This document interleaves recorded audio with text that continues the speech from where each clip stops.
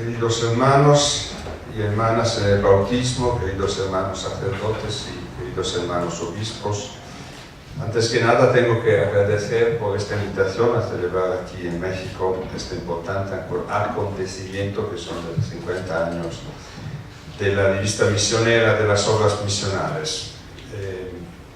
Papa Francisco quiso llamar a toda la Iglesia a celebrar el año que viene un mes misionero, el octubre de 2019, pero si he entendido bien, esta ocasión de los 50 años de la revista misionera os da también ocasión para celebrar un año misionero. Así es.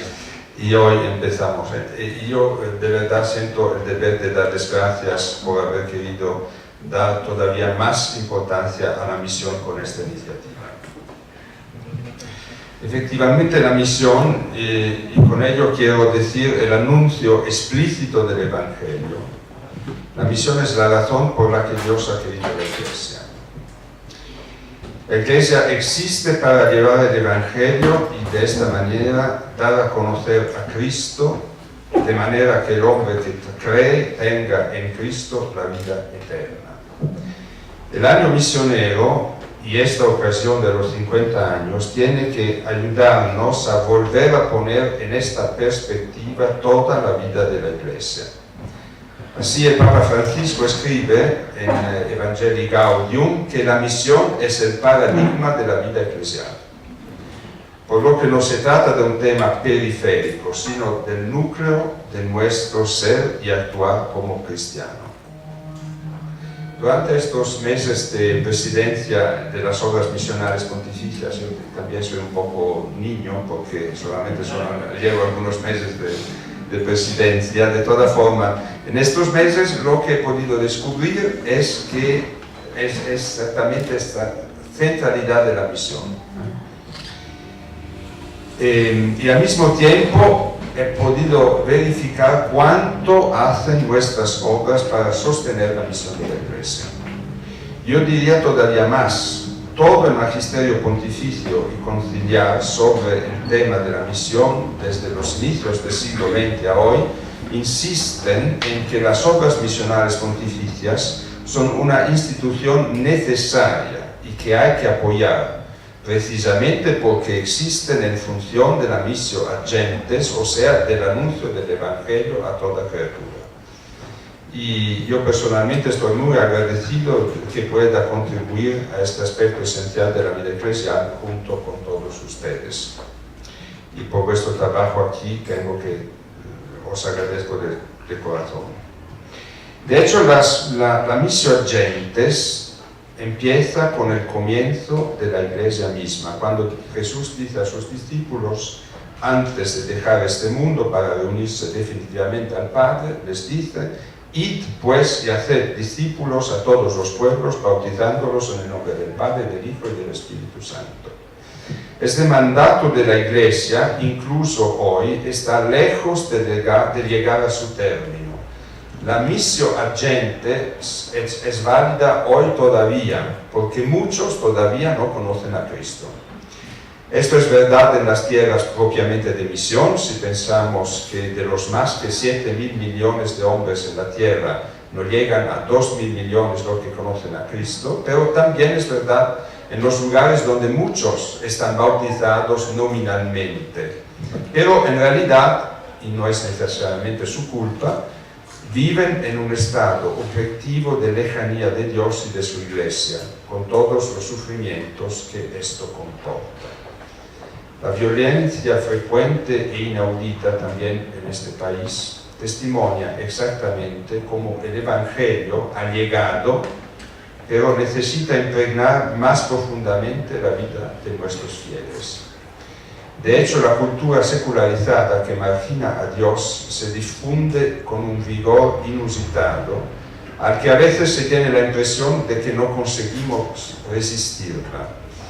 Por eso la necesidad de un anuncio sólido, cualificado, continuo de Cristo. No se trata, quisiera aclararlo enseguida, de fomentar el sentimiento religioso. sino que de anunciar la fe, es decir, Cristo muerto y resucitado, en el cual encontramos el perdón de los pecados y el acceso a la vida eterna. Noto a veces ambigüedad en esto, por lo que es importante insistir en que la primera tarea de la Iglesia misionera es favorecer el encuentro personal con Cristo que el hombre necesita. Esta centralidad debe hoy ser muy presente en todas nuestras acciones pastorales. Yo soy un poco alemán, siempre digo, por eso soy un poco, digamos así, sistemático, y voy a hablar hoy con vosotros sobre hacer un camino con vosotros en cuatro puntos. El origen trinitario de la misión aquí en América Latina, la misión en el mundo digital y por último también una propuesta pastoral que quizás las obras aquí puedan recibir y utilizar. Un primer punto, porque eso quiero subrayarlo aquí, tantos profesores y teólogos y que han estudiado misionología, para mí yo he visto importante que damos también un fundamento teológico a nuestra labor. Un fundamento teológico. Y ese fundamento teológico, ya según el concilio, viene fondando la misión en la Trinidad. Por eso ese primer punto es el origen trinitario de nuestra misión. Cristo ha confiado a la Iglesia un mandato, pero a su vez el mandato de Cristo tiene su origen en la vida trinitaria. La Iglesia es misionera porque la Trinidad es misionera. ¿Y qué significa esto? Que la Trinidad es misionera. Dios es uno, pero no está solo, porque Dios es amor, o mejor, como dice San Juan, es caridad. Y nadie puede amar sin alguien a quien amar. Por eso Dios es trino y en la Trinidad se da este amor recíproco. Pero el amor, por su naturaleza, no está parado, desea derramarse ulteriormente, darse y difundirse. El amor es algo tan hermoso que nunca se sacia, nunca se basta. Es como una fuente que se regenera constantemente. Y nuestras experiencias de amor verdadero muestra exactamente la fuerza interior del amor, que sabe ir más allá de todos los límites. Por eso, por su naturaleza, el amor se difunde y atrae. Esto vale mucho más para la fuente del amor, que es la Trinidad, Dios que es caridad. La teología ha expresado esta dinámica de la Trinidad, este movimiento constante de amor en la Trinidad. Lo ha expresado a través de la generación eterna del Hijo y en la expiración eterna del Espíritu. En esta misma dinámica de amor, Dios ha creado el mundo y después de la caída ha enviado al mundo su Hijo para que el mundo recupere la belleza que Dios le había imprimido, pero que el mundo ha perdido a causa del pecado. La venida del Hijo al mundo nos indica cómo Dios no se cansa nunca del mundo, sino que envía a su Hijo para salvarlo. El Hijo, a su vez, nos deja el Espíritu Santo para que el Espíritu dinamice interiormente a la Iglesia. Y el día de Pascua, el Señor resucitado aparece a sus discípulos y les dice: recibid el Espíritu Santo. Así la Iglesia, gracias al Espíritu, retoma y vuelve a proponer a lo largo de los siglos cuanto Cristo ha hecho por nosotros. Cristo envía a la Iglesia, Él enviado por el Padre, para que la Iglesia pueda llegar a cada hombre y mediante el anuncio de la palabra y los sacramentos, cada hombre pueda conocer en Cristo el don del Espíritu Santo y consiguientemente el don de la vida eterna. Nosotros mismos, cada uno de nosotros aquí con nuestra historia de fe, nosotros somos alcanzados por la dinámica de amor de la Trinidad, la hacemos nuestra y entramos en esta dinámica para difundirla ulteriormente, para que otros hagan parte de ella, para que toda la creación pueda entonar un himno universal de gloria a Dios. Y esta es la misión. Como dice San Juan en su Evangelio, esta es la vida eterna, que te conozcan a ti, único Dios verdadero, y a tu enviado Jesucristo.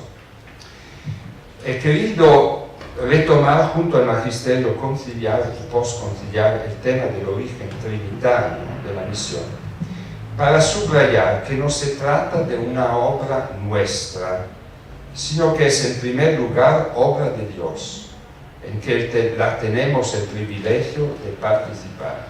Y el Papa eso me lo ha subrayado personalmente y también a nuestras obras muchas veces. Es una obra de Dios a la cual nosotros podemos participar. La misión no es simplemente obra de la Iglesia o voluntad de la Iglesia, sería una forma de proselitismo. Al contrario, la misión es obra de Dios que continúa en nosotros y a través de nosotros en todo el mundo.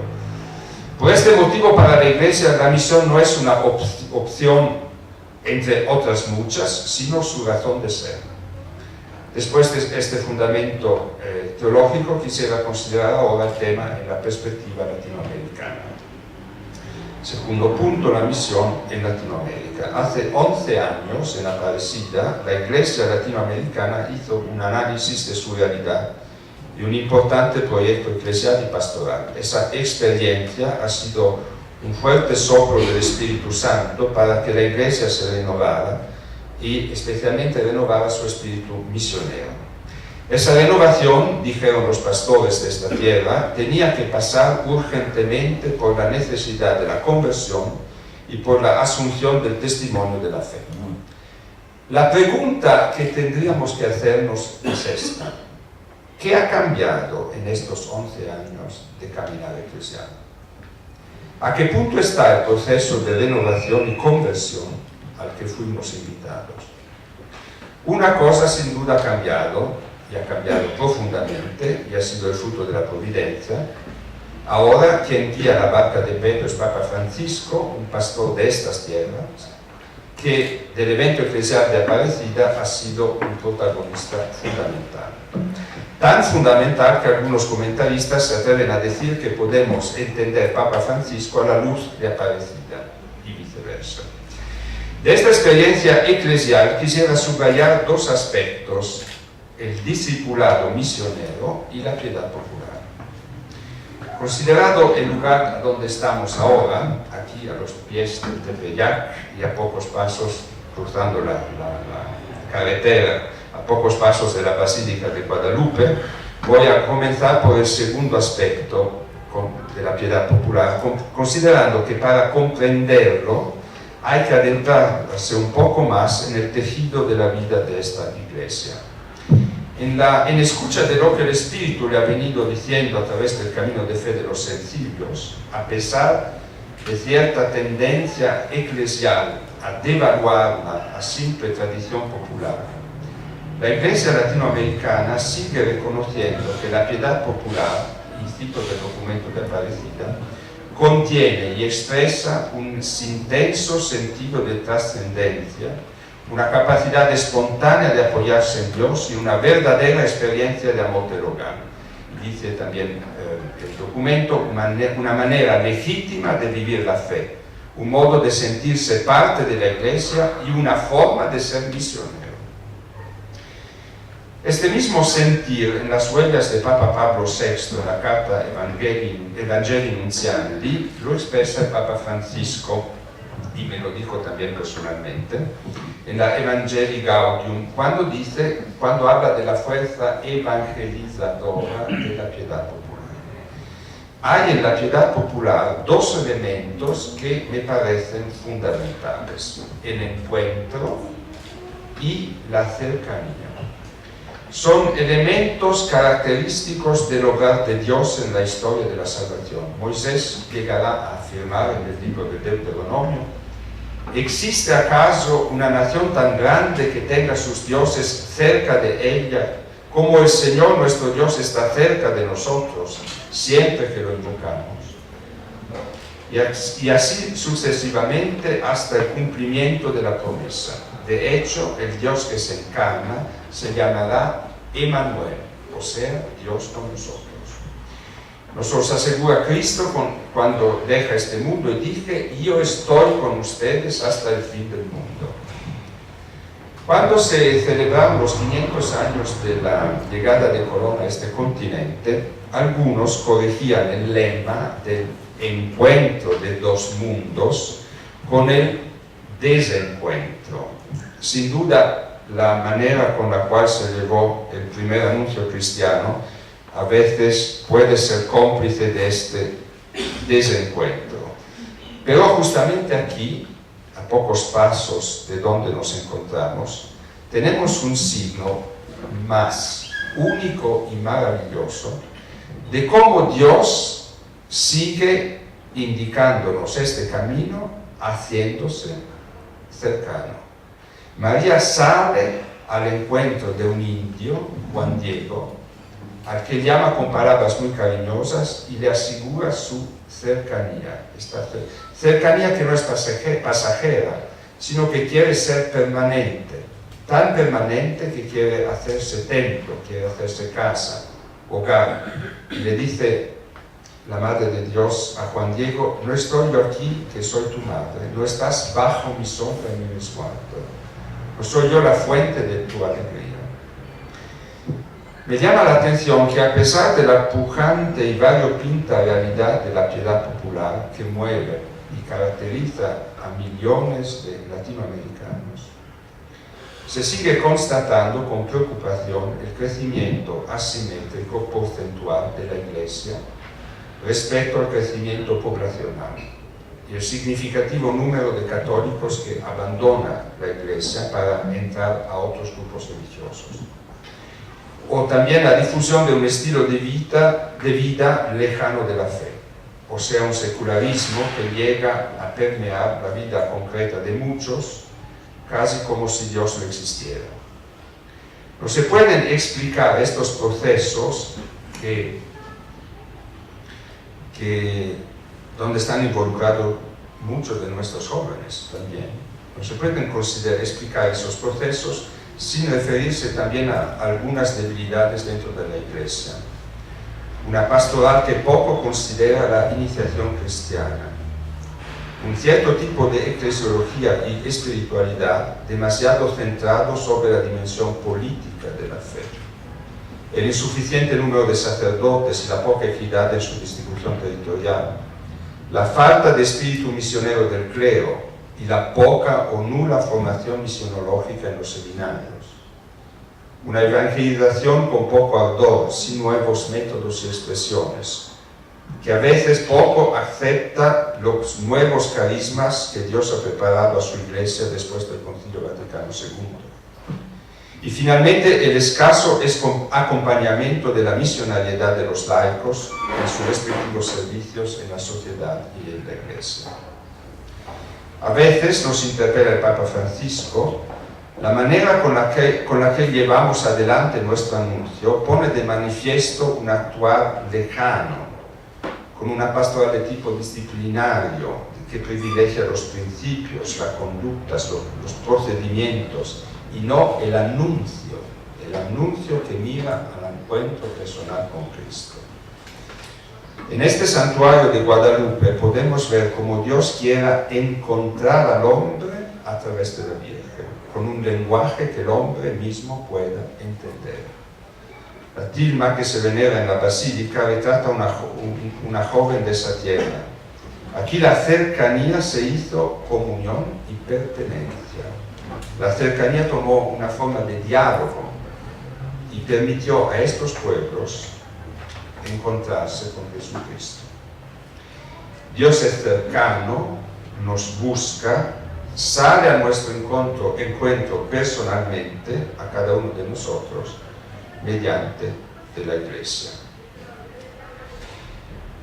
Otro aspecto que quería subrayar es el del discipulado misionero, que sin duda constituye una categoría misionológica fundamental, porque se trata de un discipulado en estado permanente de misión, Considero iluminador que a partir de Aparecida hayamos dejado de hablar de discípulos y misioneros para referirnos como discípulos misioneros, dado que los misional no es un agregado a la vocación discipular, sino esencial a su identidad cristiana. Es un modo de ser y estar en el mundo y de llevar al mundo la alegría de la fe. De esta forma se puede redescubrir lo que el Concilio nos dice sobre la corresponsabilidad de los bautizados a ser testigos de la fe, a ser con su bautismo luz para el mundo. Y esa es la razón por la cual también el mes misionero del año que viene, del 2019, tiene como lema bautizados y enviados, la Iglesia de Cristo en misión en el mundo. O sea, ser cristianos, ser discípulos de Cristo es una gracia recibida, una llamada a ser compartida con generosidad. En otras palabras, la llamada del bautismo es una llamada a ser misioneros. Hoy necesitamos bautizados de fuerte personalidad y de vocación abnegada que sean misioneros. Y es importante que entendamos que esta también es la voluntad del Concilio, cuando dice que los laicos tienen su vocación en el mundo. O sea, que es ser testigos en el mundo de su fe y a través de ese testimonio cambiar el mundo.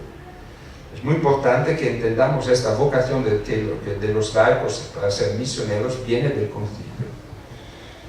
La misionalidad saca al discípulo de una tentación de intimismo, individualismo, y le da, al contrario, lo coloca en la realidad, así como fue con Jesucristo. No existe una misión sin una relación personal con los hombres y con las mujeres de hoy, sin una pasión personal para el aquí y el ahora, para los cercanos y para los lejanos. Es una real predilección que nos involucra en lo afectivo y en lo operativo. Pero el discípulo de Jesucristo vive este espíritu misionero y entonces mira la realidad, la juzga y actúa desde la experiencia del encuentro con Jesucristo. O sea, que lo constituye en sujeto creyente y desde esta experiencia se compromete en el mundo. O sea, lee el mundo a la luz de la fe y de los criterios de la fe, de los criterios de su encuentro personal con Jesucristo, y no bajo otras luces o otras ideologías. Más aún, Jesucristo no es solamente a quien encontramos, Él es el contenido, así como fue para los discípulos de Jesús que Él llamó para que estuvieran con Él y después para enviarlos a predicar. También hoy es necesario que sigamos viviendo en su presencia. Los primeros discípulos han aprendido la profesión mirando al Maestro y trabajando con el Maestro. Y después han sido suficientes pocas indicaciones prácticas, porque lo que tenían que decir lo habían aprendido directamente del Maestro, estando con Él. En este sentido, es Él que evangeliza con nosotros. Cada plan pastoral tiene que tener este enfoque cristocéntrico, o sea, el horizonte de la fe, del encuentro personal con Cristo, al partir del cual nos convertimos en misioneros. Vuelvo un momentito después de esto a la piedad popular, porque la piedad popular es una base importante para formar discípulos misioneros, pasando a través de la iniciación cristiana, o sea, a través de un camino existencial de identificación con Cristo. Efectivamente, San Juan Pablo II decía que la misión es la madurez de la fe. La Iglesia puede estar hoy a la altura de la misión si en sus miembros se da una fe madura. Nuestra reflexión y esfuerzos como obras misionales pontificias deben considerar este vínculo profundo entre fe y misión. Y el año misionero debe promover la fe, para que llegue a ser una fe misionera. Y por eso una fe donde los discípulos misioneros estamos llamados a cruzar a la otra orilla de las nuevas situaciones del hombre de hoy, a hacernos cercanos a este hombre de hoy y de su modo de vivir para llevar la salvación que Jesucristo ofrece a todos.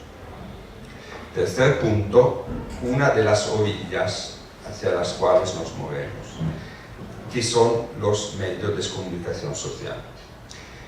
Entre estas nuevas fronteras se encuentra ciertamente el mundo digital. ¿Cómo podemos compartir la fe en el mundo digital?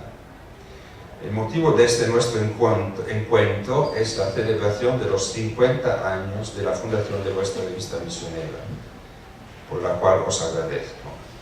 Después de 50 años, solamente podemos decir que continúa siendo esencial para el misionero de hoy utilizar el lenguaje de sus contemporáneos. Así lo había hecho el mismo Jesús. Y hoy el lenguaje de nuestros contemporáneos es más bien un lenguaje mediático. Y algunos datos que después voy a darle confirman exactamente esto. Quisiera solamente indicar cómo en los últimos 50 años, gracias a Internet, hemos pasado de los mass media, de las revistas, por ejemplo, a los social media, a los personal media. Los tradicionales medios de comunicación vía papel y televisión con Internet se han convertido en social, porque crean redes sociales, digitales. Y en los últimos años se han transformado aún en personal media, si pensamos en los chats, o también en la personalización de los servicios vía red que se dan con los algoritmos que controlan nuestros accesos a la red misma.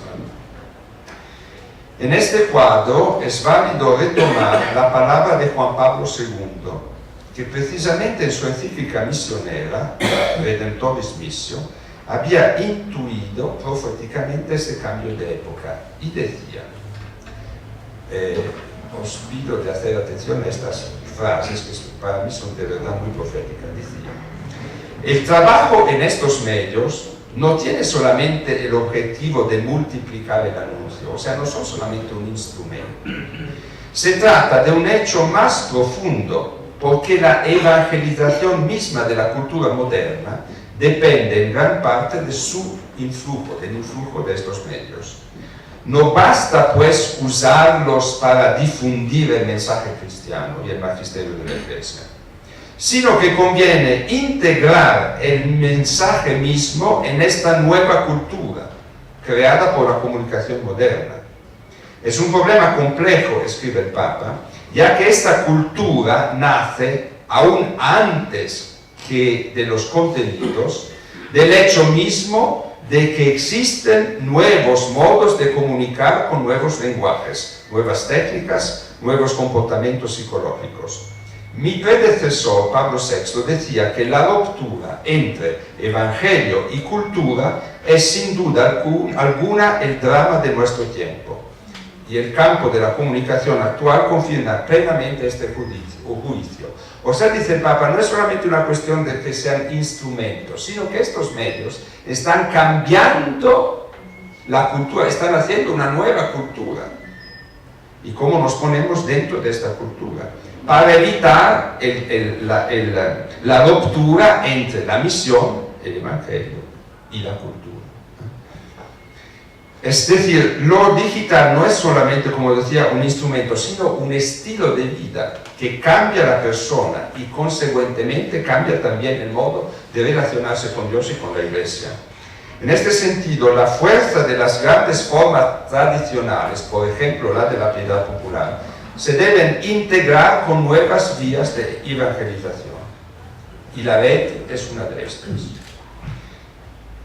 Quizás precisamente es el caso de Pauline Jaricot, una muchacha francesa nacida al final de los 700, cuya intuición se encuentra en el origen de nuestras obras. Tal vez su ejemplo puede ayudarnos a entender. Y vamos por eso a ver un momento la experiencia de Pauline Jaricot, que recibe a los 16 años en Lyon, en Francia, un fuerte llamamiento a consagrarse a Dios y a los más pobres. Y gracias a su hermano, sacerdote de las misiones extranjeras de París, comprendió que todo cristiano está llamado a ser misionero, aunque ella misma no podía viajar al lejano oriente. Muy pronto se dio cuenta de que uno de los grandes problemas que vivían los misioneros en los países de misión eran las limitaciones económicas. Y hace exactamente 200 años, con 19 años, se puso a recaudar dinero con los únicos medios y redes de que disponía, o sea, conocía a sus amigas obreras en la fábrica de su cuñado. Y con ellas creó una asociación de reparación al Sagrado Corazón de Jesús y les pedía una moneda por semana entre las 200 obreras de la fábrica. Obviamente aquellas pocas monedas no podrían resolver el problema de la misión, pero ella sabía que no hay nada más poderoso que la fuerza generada por redes de personas unidas por el mismo ideal. Por eso se le ocurre una idea: crear grupos de 10 personas en los que cada una se compromete a recitar una oración diaria por las misiones, a dar una moneda por semana y formar un nuevo grupo de 10 personas. Cada grupo de 10 personas elige un responsable encargado de la recaudación de fondos para la misión. Los responsables de las decenas eligen un responsable de las centenas, un centenar y así sucesivamente. Y luego los centenares se organizan a través de los responsables por 1000. Rápidamente la obra se organiza primero en Lyon, pues en Francia, pues en toda Europa, en el mundo. Y así nace la propagación de la fe. Una obra que hoy reúne a millones de personas en todo el continente, una red de oración y de ofrenda de la que benefician millones de personas. Tal vez se puede llamar esto lo que hizo Pauline Jaricot la primera red social mundial. Era un plan de una sencillez absoluta, pero entendió que a través de una red puede sumar a mucha gente dándole un ideal. Y esa red se basaba, ese ideal, con 3 pasiones, 3 importantes columnas: el amor a Dios, sobre todo en la Eucaristía, la pasión para compartirlo con los demás, y la otra es los testimonios que llegaban del Oriente, de los países de la misión, y en forma de cartas, y que se convertían en una fuerza desencadenante de compromiso, porque leyendo los ejemplos de los misioneros, otros se empeñaban en esto. Entonces, mucho antes que las modernas redes sociales, aquella joven francesa había comprendido la fuerza de las redes. Y la misma lógica la aplicó después al Rosario Viviente, que es una cadena de oración que crea grupos de 15 personas, como los misterios del Rosario, y que se ha convertido en un enorme movimiento mundial de oración. Ella misma y sus sucesores han utilizado el correo, la imprenta y luego la radio, las publicaciones periódicas, la televisión, para que esta red creciera y con ella la sensibilización y el compromiso misionero. Hoy, en nuestro tiempo de WhatsApp, Facebook, Instagram, ¿qué podría hacer Pauline Jaricot? ¿Qué podría hacer? ¿Cómo podría ella utilizar estos instrumentos para potenciar aún más su ideal misionero? Para comprender un poco nuestro mundo, me permito de daros algunos datos, porque de 7,5 mil millones de habitantes en el planeta, 4.000 millones utilizan Internet. Y los usuarios de las redes sociales son 3,1 mil millones, con un crecimiento en el año pasado, 2017, de 13%. Facebook es la red social más difundida y tiene 2,2 mil millones de usuarios. Las implicaciones antropológicas de ese panorama son inmensas. No sé si a vosotros o a mí muchas veces me quedo así en los aeropuertos y se ve como cada uno, o no solamente en los aeropuertos, en la carretera, por la calle, por los lugares, cada uno utiliza su móvil para hablar, para rezar, para leer, para hacer cosas con la banca, con su banca. O sea, el instrumento del móvil se ha convertido para jugar, claramente. O sea, en el primer instrumento con lo cual tú te comunicas cada día.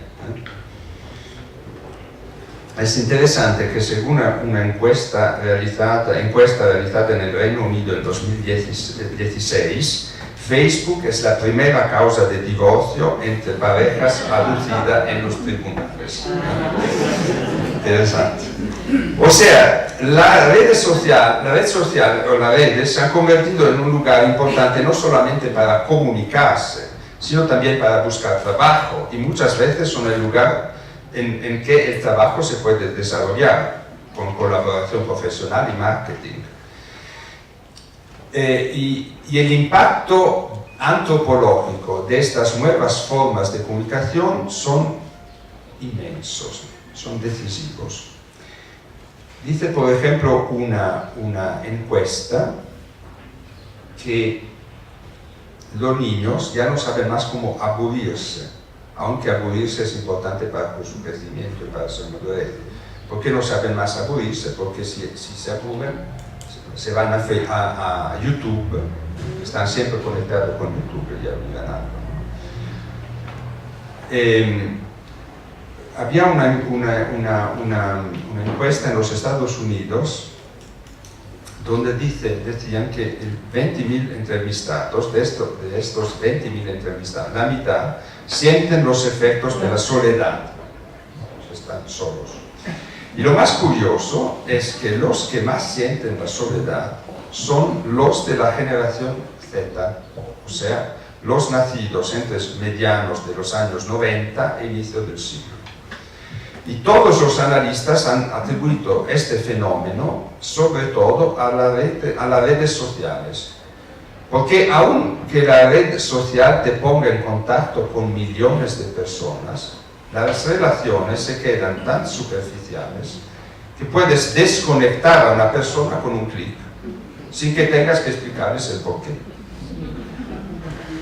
Nos encontramos por eso dentro de un impacto antropológico inmenso. ¿Y cómo afecta este cambio a nuestra obra misionera en la Iglesia? O más bien, ¿qué lugar tiene Dios en el Internet?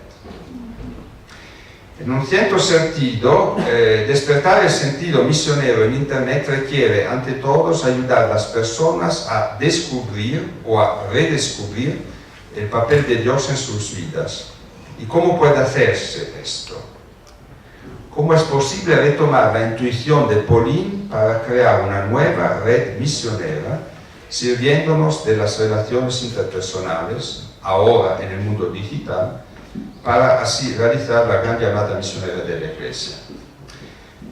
Y entonces ahora algunas reflexiones breves sobre, por eso, el sentido de la presencia de Dios en la red, en nuestro empeño misionero en la red. O sea, nosotros tenemos que preguntarnos, ¿cómo es posible que la red se convierta en un lugar donde podemos compartir la fe? O sea, ¿cómo podemos crear contenidos que puedan ser fácilmente compartidos por las personas? Con frecuencia nos encontramos con bautizados que reconocen que les gustaría compartir la fe, pero no saben cómo. Son tímidos, no tienen la formación, no son predicadores, no saben cómo hacerlo. Bien, yo pienso que cada bautizado puede convertirse en misionero gracias a la red, si alguien le ayuda. Y sobre todo si podemos desarrollar contenidos simples, claros, fáciles de compartir. Aquí tenemos un obispo, pero tengo también otro amigo africano, sacerdote, que cada día comparte en WhatsApp el comentario del Evangelio, cada día. llegando así a miles y miles de personas. Es un ejemplo muy simple de cómo las redes con un contenido claro y simple pueden convertirse en un lugar de misión. Para nosotros mismos, pero, eso nos cuesta una auténtica conversión pastoral y misionera. Porque por primero se trata de entender nosotros mismos que ya no podemos más continuar con los que siempre hemos hecho. Eso ya cambia el mundo, cambian las personas. Y tenemos que entender ese desafío que viene a nosotros de la red, para utilizar después nuestra creatividad para compartir en la red la fe. También, pero hay algunos criterios que seguir. Por ejemplo, nosotros pensamos que como yo tengo que decir algo, todos tienen que escuchar. No es así. En la red no hay un obispo que hable y los demás que escuchan. En la red no hay una autoridad. La autoridad viene de otras cosas. O sea, el escuchar, la atención viene de otras cosas. Por eso digo yo, hay que cambiar también nuestra forma de cómo nos ponemos enfrente de este nuevo mundo de la digital. 3 actitudes, y con eso quiero acabar. Escuchar. O sea, tenemos que escuchar al hombre que tenemos por delante. Este hombre es creado por Dios, herido por el pecado original, pero un hombre que tenemos que escuchar, porque si no escuchamos sus problemas y sus expectativas, ¿cómo podemos llevarles una buena nueva? Esta escucha en la red se llama social listening. Hoy, por ejemplo, es posible saber a través de cuáles son las búsquedas más realizadas, cuáles son los argumentos más compartidos o de mayor interés en la red. Es posible.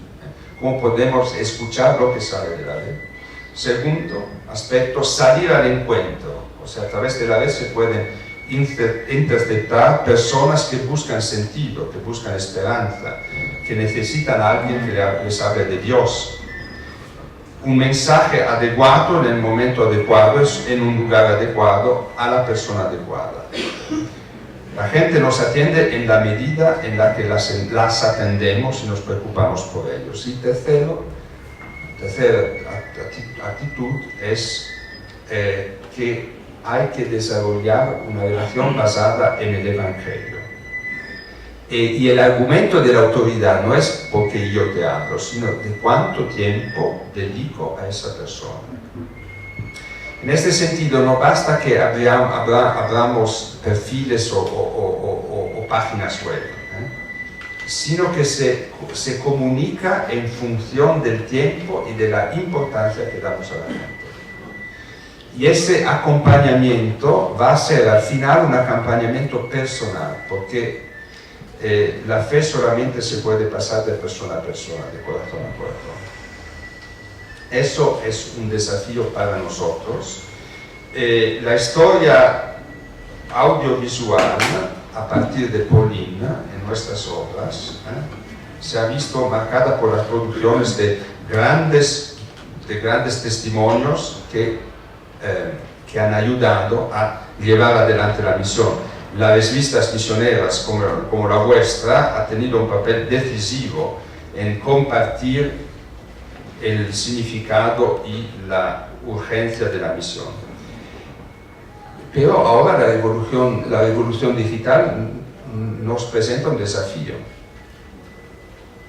No podemos quedarnos a su margen porque tiene un impacto muy fuerte, y entonces se pone exactamente esa pregunta: ¿tenemos o tendremos la creatividad pastoral para renovarnos en la era digital, para compartir la fe y favorecer su crecimiento a través de las nuevas formas de comunicación?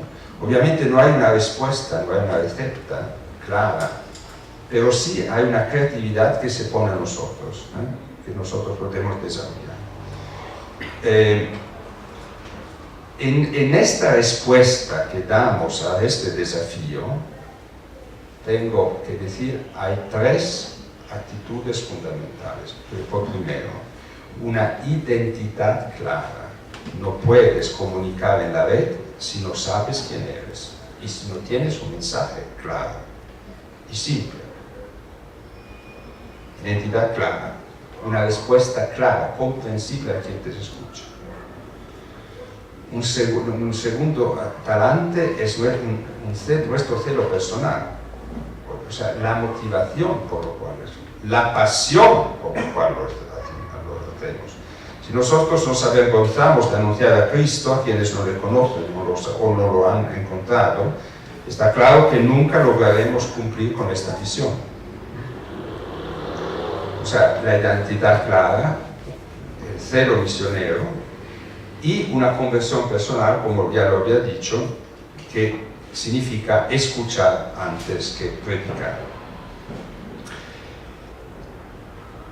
En una palabra, en el mundo digital de hoy, es el hombre mismo que va cambiando. Es muy importante que lo comprendamos. Y cómo pueden nuestras instituciones, también nuestras obras, favorecer el encuentro de este hombre con Jesucristo vivo y realizar así su tarea misionera. En los 2 minutos que me quedan, quiero terminar con una propuesta a nuestras obras de México. Es una de las motivaciones por la cual he aceptado de venir aquí. Cuando con mucho gusto he aceptado de venir a abrir con ustedes este año misionero y a celebrar este 50 años, lo he hecho también por la cercanía del santuario de Nuestra Señora de Guadalupe. Porque me recordé de un libro que he leído muchos años atrás, un libro de un periodista alemán que se llama Paul Bade, y su libro tal vez está traducido también en español, yo lo he leído en alemán, y el título decía María de Guadalupe, cómo la aparición de la Virgen ha escrito el curso de la historia. Y ese volumen me ha impresionado porque el autor defiende una tesis singular y dice, Paul Bade, que el acontecimiento histórico más importante del segundo milenio a nivel mundial ha sido la aparición de la Virgen de Guadalupe. Porque la Virgen se ha presentado como una mujer indígena a un indígena, la cercanía, y así ha abierto el camino de evangelización a todos los pueblos indígenas de América Latina. Hoy América Latina es cristiana y particularmente es católica porque la Virgen se ha aparecido aquí. Y como he dicho, lo demuestra también en este santuario la gran religiosidad popular. Como la aparición de la Virgen ha significado la evangelización de este continente, entonces este es un santuario misionero. La misión de la Iglesia en América Latina hoy pasa también a través de este santuario de Guadalupe. Nuestras reflexiones, estrategias y planificaciones, también nuestra presencia en los comillas, en la web, son instrumentos humanos, pero la misión es obra divina. El Papa lo dice insistentemente, es una acción del Espíritu Santo. Porque, como decía al principio, la misión da comienzo en la Trinidad y el Espíritu Santo es el protagonista. Por eso, este santuario, en las formas que consideréis oportuna, aquí está también el secretario de la Conferencia Episcopal, tendrá que ser un lugar, un santuario para la oración en favor de las misiones. Este año misionero, el mes de octubre del año pasado aún más, es una ocasión especial para que este santuario se convierta en un lugar de oración misionera, para despertar el sentido de la misión en todo el pueblo de Dios. No olvidamos que Polilla Rico ha creado ante todo una red de personas para orar por la misión y que la patrona de las misiones, la hemos celebrado ayer, es Santa Teresa del Niño Jesús, una religiosa de clausura. Y mi propuesta por eso para ustedes, Obras de México, es precisamente esta, que en el esfuerzo permanente de renovar hoy el anuncio del Evangelio, hagan de este santuario un lugar de misión a través de la oración. para que por la intercesión de la Virgen cada hombre conozca que Jesús le ha salvado. Muchas gracias por la atención. OMPE México.